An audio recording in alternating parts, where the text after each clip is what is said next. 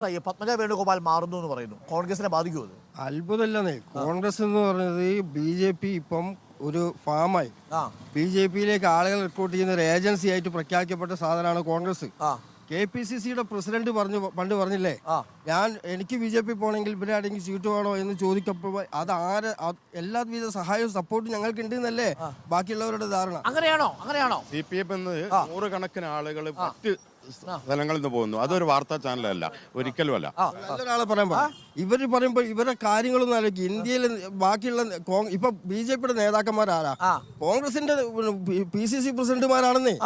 എല്ലാ രാഷ്ട്രീയ പാർട്ടിയിൽ നിന്നും BJPയിലേക്ക് ആളുകൾ ഭീഷണിപ്പെടുത്തി കൊണ്ടുപോകണം, തട്ടിക്കൊണ്ടുപോകാന്ന് പറയാം വേണമെങ്കിൽ. അതുപോലെ കൊണ്ടുപോകുന്നുണ്ട്. അത് കോൺഗ്രസ് EDന്റെ വിഷയങ്ങൾ പറഞ്ഞിട്ടാണല്ലോ ഇപ്പൊ പത്മജയായിട്ട് ബന്ധപ്പെട്ട് പറയുന്നത്.